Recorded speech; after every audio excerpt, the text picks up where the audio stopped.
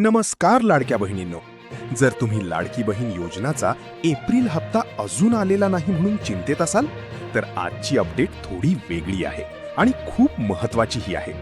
कारण आता नवीन माहिती समोर येते आहे की काही लाभार्थ्यांची नावे लिस्टमधून होल्ड किंवा रिजेक्ट करण्यात आली आहेत.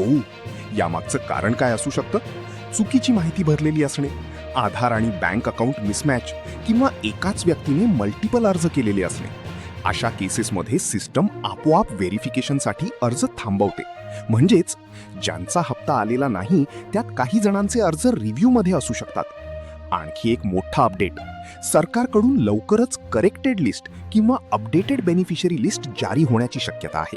यामध्ये योग्य माहिती असलेल्या महिलांचेच नावे फायनल करण्यात येणार आहेत. म्हणून जर तुमचा हप्ता थांबलेला असेल तर घाबरू नका. आधी तुमची माहिती तपासा. आता लगेच हे करा. आधार नंबर आणि बँक अकाउंट मॅच आहे का ते पहा. डीबीटी स्टेटस ऍक्टिव्ह आहे का ते तपासा. आणि जर चूक असेल तर ती दुरुस्त करा. एक महत्त्वाची सूचना, काही लोक रिजेक्ट नाव पुन्हा चालू करून देतो म्हणून पैसे मागत आहेत.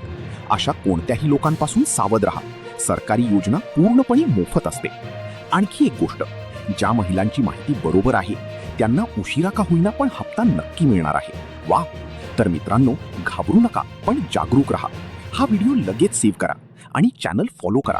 कारण पुढच्या अपडेटमध्ये अपडेटेड लिस्ट कधी येणार आणि तुमचं नाव आहे का नाही हे सगळं मी तुम्हाला सांगणार आहे. लाडकी बहीण योजनाच्या संबंधित नवीन GR व अपडेट बघण्यासाठी YouTube चॅनल नक्की सबस्क्राईब करा.